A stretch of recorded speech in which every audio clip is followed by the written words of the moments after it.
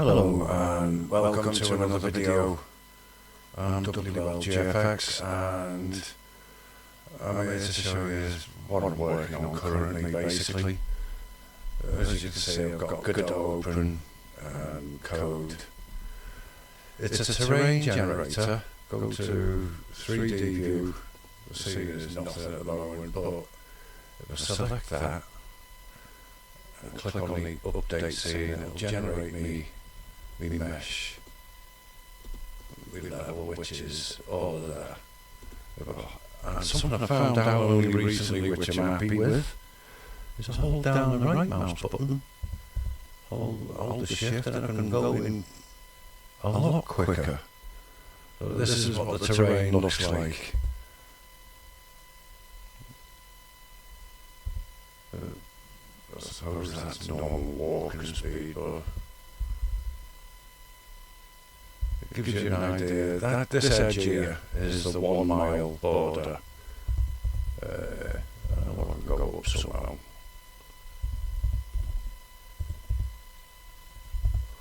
There we go. So that's a one mile radius around my map. That whole area. The map is generated using 2 levels of noise. That is the detail which adds these ridges along here, and I've only added them in as, I've got that here, as 10%. So whatever comes out of this gets added only 10% of the terrain. The main terrain, which is this one, added a full, that's 100%, so it's 1. Oops, click on it, right, there we go, and this is basically the terrain. So we can resize that. I'll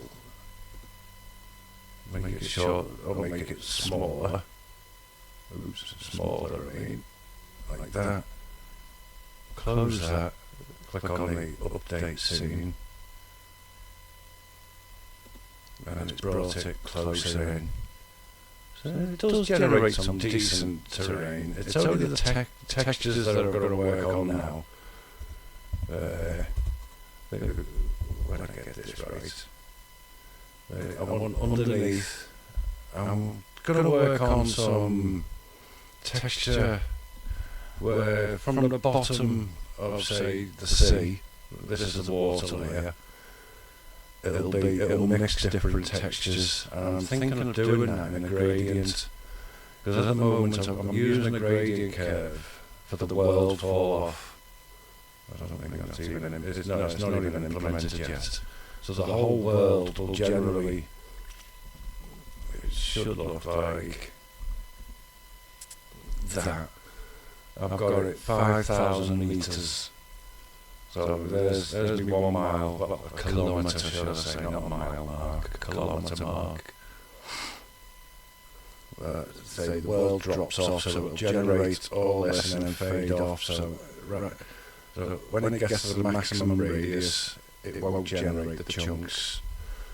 The grid chunk depth is 20. I'll show you this now. Go right up. Close out this curve now. If I do this to 1, it'll only do a 3 by 3 chunk. So I'll update that. And there's me 3 by 3 chunk. There's 3 chunks in that little tiny section. Terrain detail, don't need that. Each chunk size, as it says here, is 100 meters each. I should be able to focus on that. No, it's not doing any.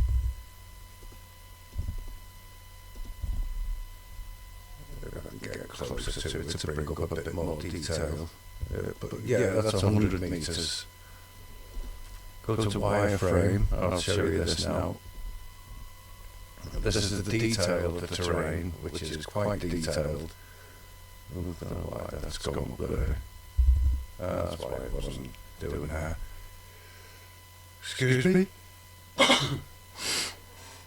The chunk the chunk segments, each chunk is divided into, at the moment, 8 segments. So for every 100 metres, you got 8 chunks.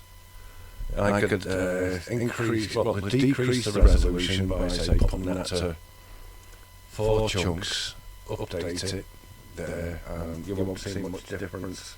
But that's basically what this terrain generator does. I'll take it back out to wireframe. There's a little difference between that and 8. I'm using it to do both. You can see there's a bit more detail in there. So I'll bring that out. Chunk depth to 2. You can see we've got a bit more depth. And that chunk depth can go as high as you like. 10 of those. Oh, won't let me zoom any further out. Oh, I've got a nice terrain. It does give you some nice results. I'm quite happy with them.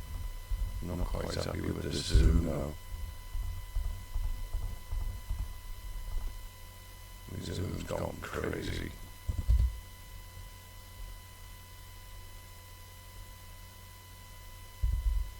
I've got to change the height and water level to each one every time. But that's what I've got. The code, I'll bring the code over now. That's for each chunk. That is for each chunk. It holds the offset for the chunk. The main offset is the X and Z coordinates in the world, which is going to be 0, 0. And then wherever the player is, that offset will change, and the grids will be developed around that. And the idea is to put that into threading, so chunks are checked and generated on threads, so they won't affect the foreground as they're being generated. No point going through all these. These are just splitting up the groups. Update the grid. Update the grid. Yeah. Alright. Chunks update. To grid offset. Yeah, that brings it back down to the X and Y. Because there's integer coordinates for the grid. To get the noise, I use values from, say, 0 to 1, and then divide that by the chunk segments. So if the chunk segments are 8, then I'll get the noise values between 0 and 1, but in 8 steps between 0 and 1. That clears chunks that are out of range. So when the offset is updated, it'll run this one, remove chunks that are out of range. Well, out of range chunks. And then add the empty chunks. Yeah, kind of. It's all there, it works. Add empty chunks. So any chunk that falls within the range, the draw radius, will go there. That's the chunk depth, basically. The draw radius is the maximum radius for the fall off of the curve. Add chunk of empty. This was one of them that I had issues with. The generate height data. Oops. Oh yeah, that's where I'm getting the height data here, and this is where I'm about to put that curve data in. The curve data is this bit, so that gets implemented here. So once I've got the final mixes, that's noise 1, which is the noise scale 1, which is the values come in between -1 and +1, and then I multiply them by, for that noise scale will be 0.1, so it will be 10% of that, and then that gets mixed with that one. That's why it's called noise mix and mixed results. and it just stores the mix results, the noise values, in an array. Chunk heights. That's the chunk heights. I'll go back up here. Is the packed array float 32? So it's just the height data from the noise values. There we go. Back here. The mesh data was also very fiddly. You'll probably see a lot of these uninitialized variables and wonder why I'm doing them. That's from old programming things that I used to do. Initialize my variables outside the loops that are being used, and there's less chance of them being reallocated between every loop. So it's just using the memory that's allocated there once, and then once they're finished with, at the end of the whole function, that they allocated instead of within each loop. If I put a var there, it would allocate another variable. So I'm using xpos, which is set out outside both of those loops. I don't know if that's important or not, but that's how I've done it. It works with things like allocating more memory on the stack, which C uses in C++. But for Godot, they use variants, so it's a completely different type of variable. But there's a lot more to allocate. Yeah, that's returning. That's expected in integers. That's why I've got a warning there. This bit sets the UV coordinates. Each grid chunk, although it's got the 8 segments, the UV basically goes from 0, 0 to 1, 1, and then that's divided again by the segment chunks to get the UV coordinates. I think that's right.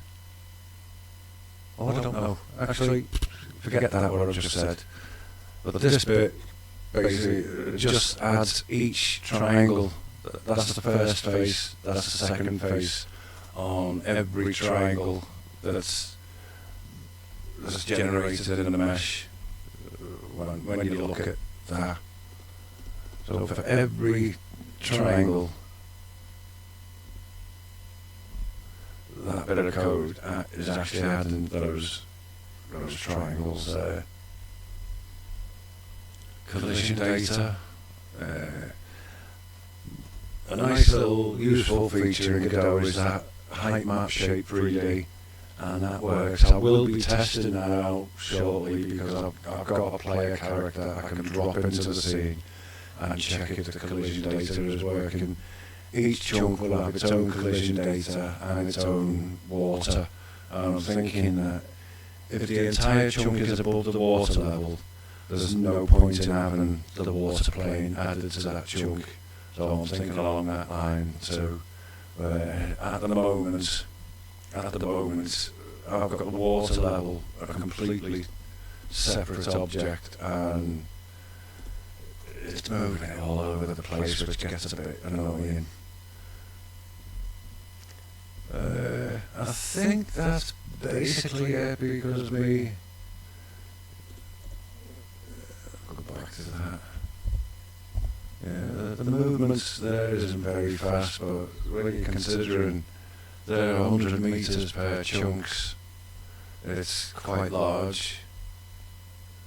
But the map will generate as much as you want, as much detail as you want, and I guess it's up to you to figure out how much memory you're going to be using. But there's a lot more to be going on with this, as you can tell. A few more ideas, but I'll get there.